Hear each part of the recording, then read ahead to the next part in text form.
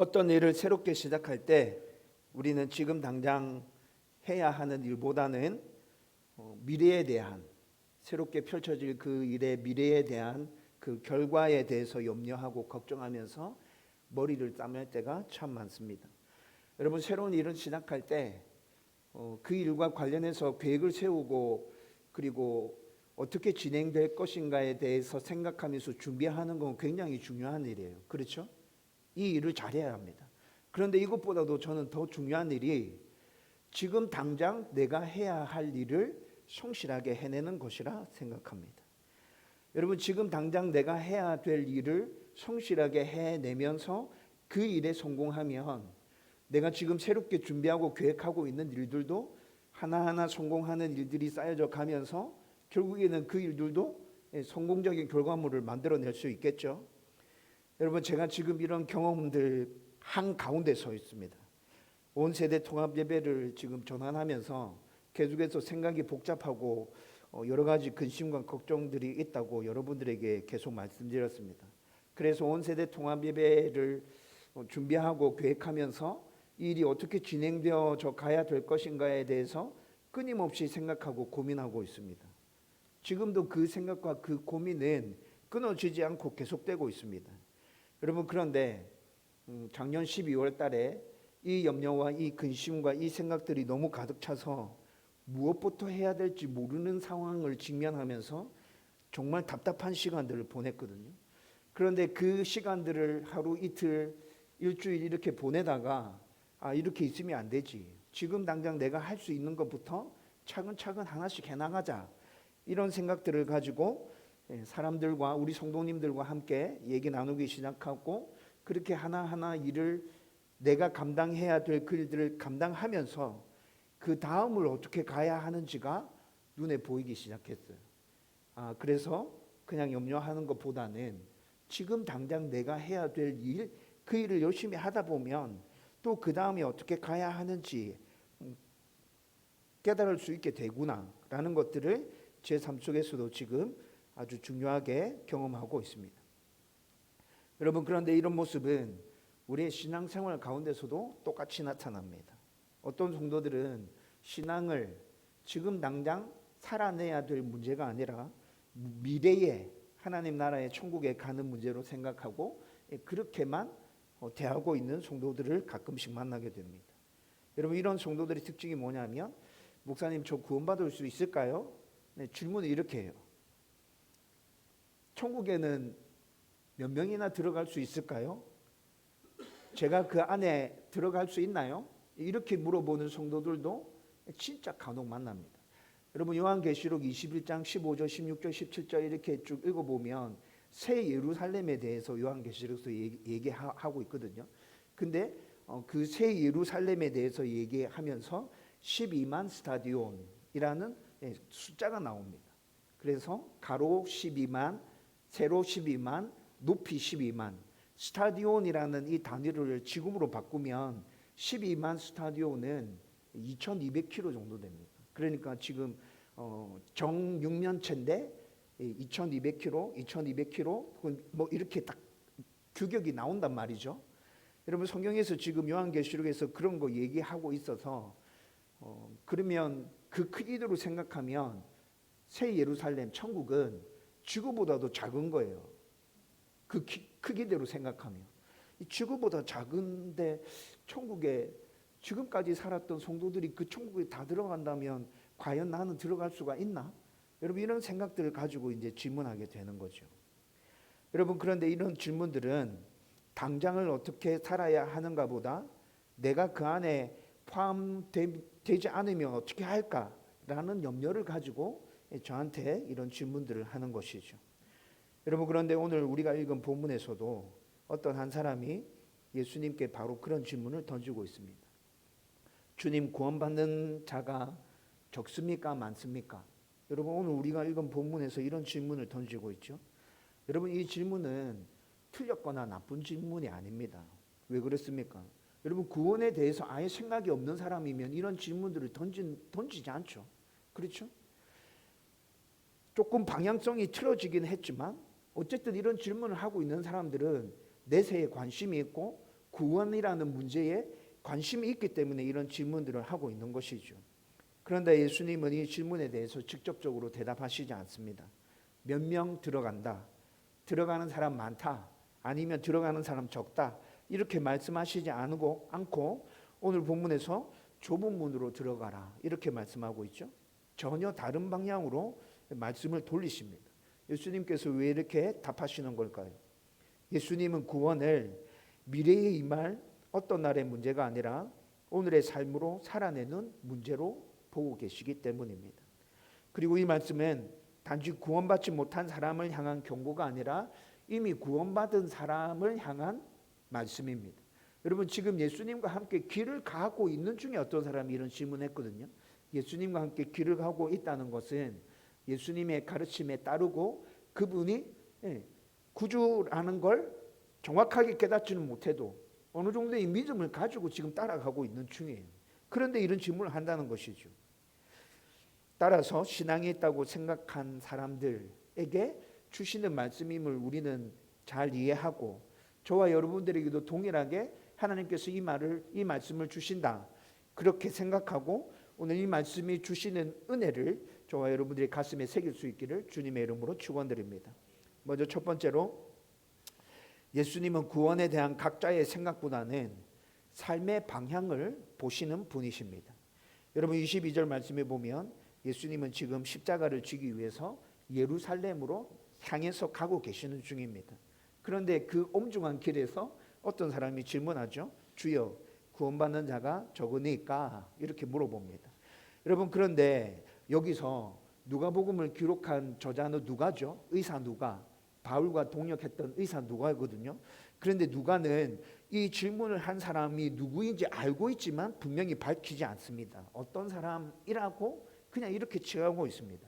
여러분, 학자들이 이 말씀을 연구하면서 누가가 분명히 어떤 사람이 이 질문을 했는지 알고 있다. 근데 일부러 이렇게 어떤 사람이라고 그냥 뭉뚱그려서 얘기하고 있다라고 얘기하고 있습니다.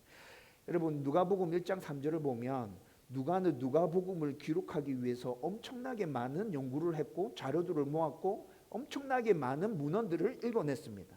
1장 3절에 이렇게 얘기합니다. 그 모든 일을 근원부터 자세히 미루어 살핀 나도, 이렇게 얘기합니다. 여러분, 그래서 학자들이 얘기하는 거예요. 누가는 지금 누가복음을 기록하기 위해서, 누가는 예수님의 제자가 아니잖아요. 그런데 누가복음을 기록했잖아요. 그러니까 누가 예수님의 제자도 아님에도 불구하고 이 누가복음을 기록하기 위해서 엄청나게 많은 준비를 했고 연구를 했다. 그래서 지금 여기서 어떤 사람이라고 얘기하는데 적어도 그 사람이 딱 누구, 손성훈 이렇게는 아니더라도 바리새인이 이 질문을 했다, 서기관이 이 질문을 했다, 제사장들이 이 질문을 했다는 정도는 분명히 알고 있을 거야. 그런데 누가가 일부러 지금 어떤 사람이라고 얘기하고 있어. 학자들이 이렇게 얘기한다는 거죠. 여러분, 왜 누가가 어떤 사람이라고 칭하고 있을까요?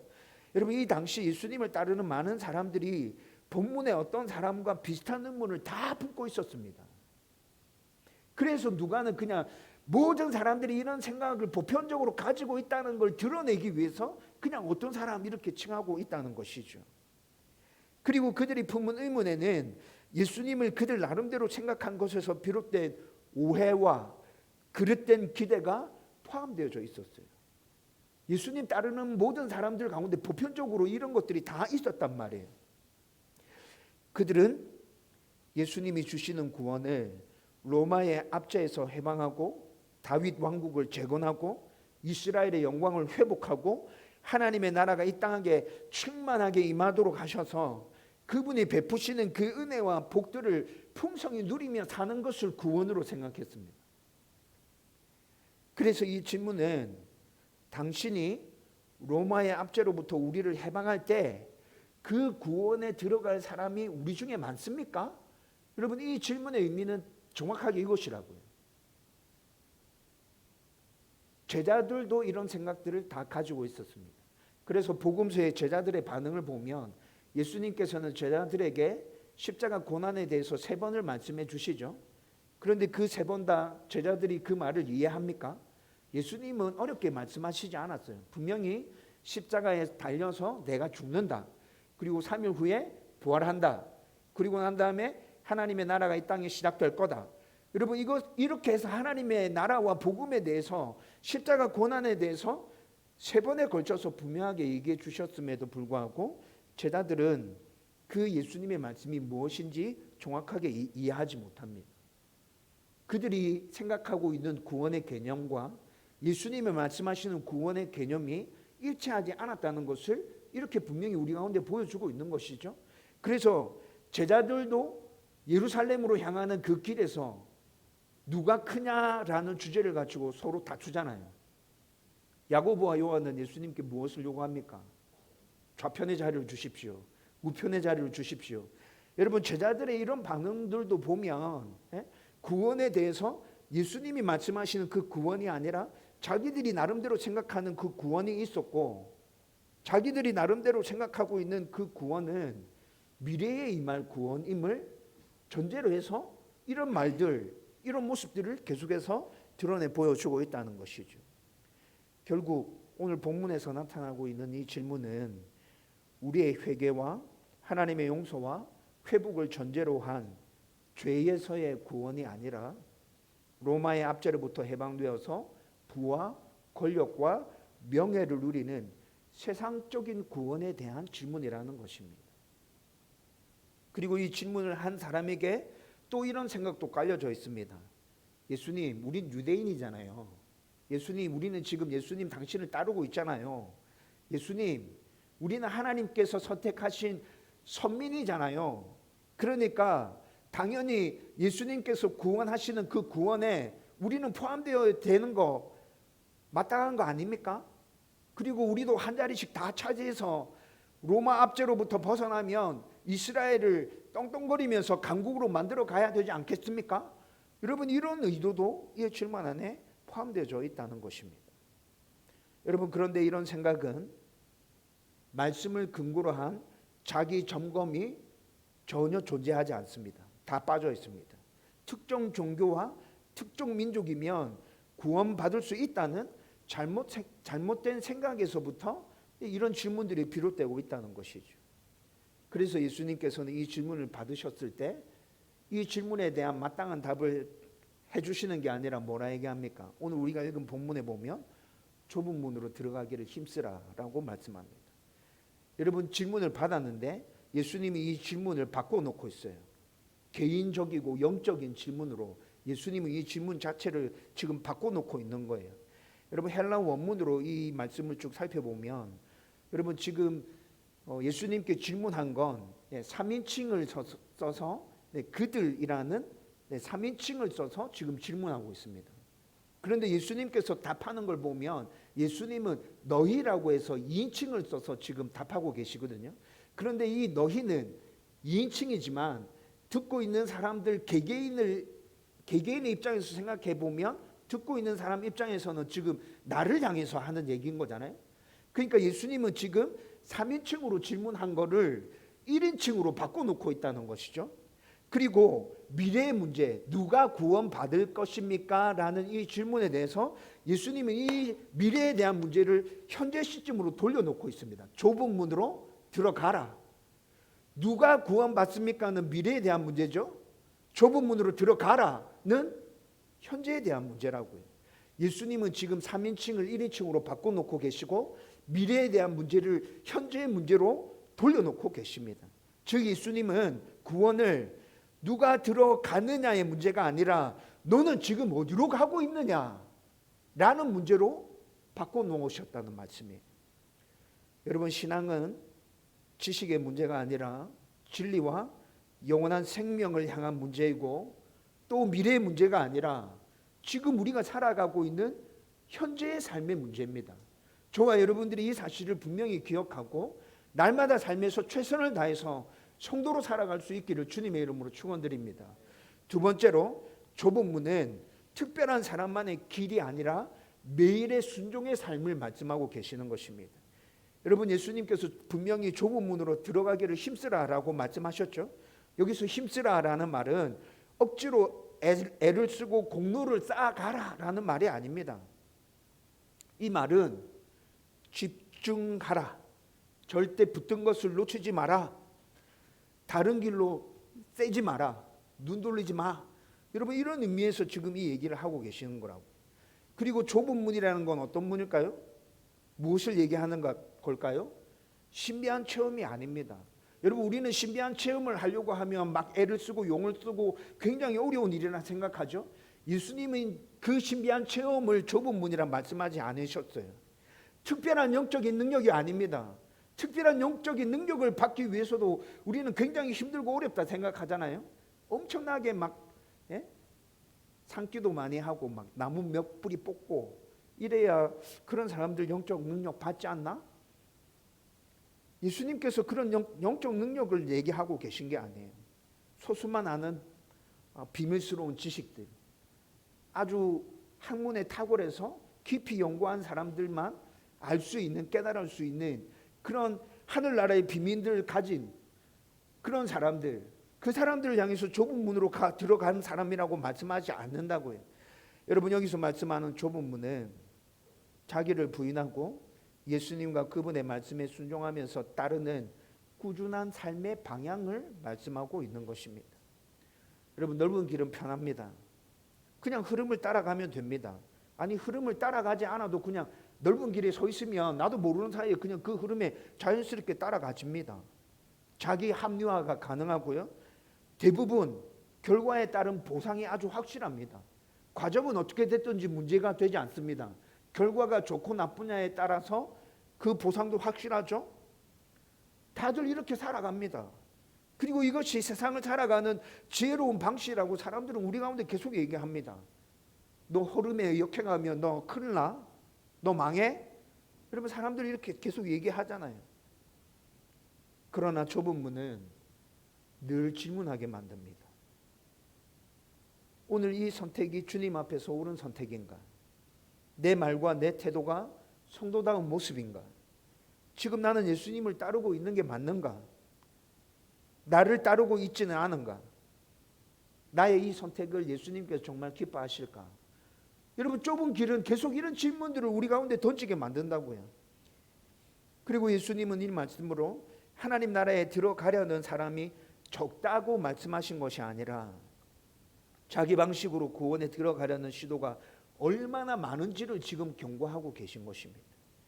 성도 중에 많은 이들이 자기가 주인이 되어서 자기 판단과 자기 생각과 자기 결정으로 많은 일들을 해가고 있습니다. 그들의 이런 모습은 큰 문으로 들어서서 큰 길을 열심히 가고 있는 모습이죠. 이렇게 큰 문으로 들어가서 이미 큰 길을 걸어가고 있는 사람은 좁은 문으로 들어가서 하나님 뜻에 따라 살아가는 삶을 너무나도 힘들어합니다. 왜 그렇습니까? 나의 모든 것들을 다 포기해야 되거든요. 내가 주인이었는데 예수님을 주인으로 삼고 예수님의 말씀에 따라 순종하며 살아가야 되거든요. 그래서 좁은 문으로 들어가는 것을 힘들다고 생각합니다. 여러분, 물론 좁은 문으로 들어가면 힘들고 어려울 수 있습니다. 그런데 처음부터 끝까지 다 힘들고 어렵나요? 성경이 우리 가운데 그렇게 말씀해 주고 있지 않습니다. 좁은 문으로 들어가면 힘들 거야. 그런데 처음부터 끝까지 고난이 너희들 가운데 임하는 건 아니야. 여러분, 좁은 문으로 걸어갈 때 우리 가운데 하나님의 동행하심이 있잖아요. 그 동행하심 가운데서 하나님의 은혜와 평안과 기쁨을 누릴 수 있지 않습니까? 여러분, 그렇게 누리는 하나님의 평안과 은혜와 기쁨에 대해서 세상이 알 수 없는 것들이라고 성경이 분명히 우리 가운데 말씀해 주고 있잖아요. 세상이 줄 수 없는 것들이라고. 그것들을 누리면서 살아갈 때 세상에서 얻는 것들보다 하나님 안에서 영적으로 얻는 것이 더 크고 더 기쁘고 더 충만하고 더 우리에게 유익한 것이구나 라는 것들을 알아가면서 우리는 더 열심히 그 좁은 길로 걸어갈 수 있게 되는 것 아닙니까? 분명히 성경은 좁은 길로 들어갈 때 하나님께서 이렇게 은혜를 주신다 말씀하십니다.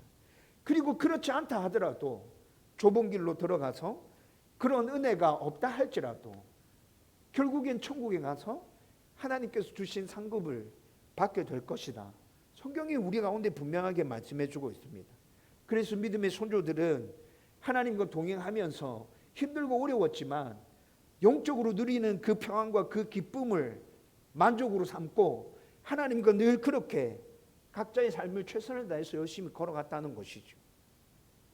천국에서 받을 그 상급을 바라보면서 저와 여러분들이 이를 기억하고 늘 좁은 문으로 하나님의 말씀에 순종하는 삶을 향해서 달려나가는 성도들이 되기를 주님의 이름으로 축원드립니다. 마지막으로 세 번째로, 예수님은 언젠가의 신앙이 아니라 오늘의 성도다움을 우리에게 요구하고 계십니다. 여러분, 이것이 오늘 본문 전체의 핵심입니다. 구원은 언젠가 천국에 들어갈 수 있느냐의 문제가 아니라 오늘을 성도로 살고 있느냐와 관련된 문제입니다. 예수님은 나중에 어떻게 될지 걱정하라고 말씀하시지 않습니다. 오늘 좁은 길을 걸어가라고 말씀하고 계십니다. 오늘의 삶에서 회개하며 살고 있는가? 말씀 앞에 너 자신을 비추면서 살아가고 있는가? 편한 선택보다 옳은 선택에 대해서 치열하게 고민하고 있는가? 신앙을 명분이 아니라 실제 삶으로 살아내고 있는가? 예수님은 지금 우리에게 계속 이 질문을 던지고 계십니다. 참된 신앙은 행위로 구원받는 것이 아닙니다. 오직 믿음으로 구원받는 것이 참된 신앙이고 참된 믿음이죠. 그러나 동시에 행위가 따라오지 않는 믿음은 거짓일 수 있다고 성경은 우리 가운데 분명히 말씀해 주십니다. 구원은 믿음으로 받는 것이지만 너의 행위가 합당한 행위가 따라오지 않는다면 너의 믿음이, 구원받는 너의 믿음이 진짜인지 점검해 봐야 된다. 여러분, 성경이 우리 가운데 계속해서 말씀해 주시는 거이지 않습니까? 구원은 은혜로 받지만 구원받은 사람은 반드시 삶의 열매로 그 모습 가운데 드러나게 됩니다. 이것이 진짜 성도가 붙들어야 하는 진리이죠. 그러므로 이 진리를 붙들고 우리의 매일의 삶에서 성도다운 모습이 나타나기를 주님의 이름으로 축원드립니다. 이제 오늘 말씀을 정리하려고 합니다. 예수님은 오늘 우리에게 너는 천국에 갈 수 있을 것 같니? 라고 질문하지 않으십니다. 대신 이렇게 질문하십니다. 너는 오늘을 성도로 살고 있느냐? 너는 오늘을 성도로 살고 있느냐? 오늘의 선택, 오늘의 말, 오늘의 태도, 오늘의 방향이 우리가 어떤 믿음을 가지고 있는지를 말해줍니다. 오늘을 성도로 살라는 것은 완벽하라는 말이 아닙니다. 실수하지 말고 오차 없이 정확하게 살아내라는 말이 아니라고요. 흔들리지 말라는 말도 아닙니다. 그리고 이 길은 우리 힘만으로 완주하는 길도 아닙니다. 다만 우리를 부르신 주님이 끝까지 붙으시는 길이고, 좁은 문, 좁은 길 앞에서 방향을 잃지 말고 하나님을 바라보며 그냥 한 걸음씩 두벅두벅 나아가라고 말씀해 주시는 것이죠. 오늘도 회개하며 또 오늘도 주님을 의지하며 오늘도 성도로 살아내는 그 사람이 바로 주님이 말씀하신 그 좁은 문에 들어서서 좁은 길 위에 서 있는 사람입니다. 이 말씀이 우리 각자의 삶을 깊이 생각하게 하고 오늘을 어떻게 살아가야 할지 하나님 앞에서 진지하게 고민하게 하는 말씀이 되기를 주님의 이름으로 축원드립니다.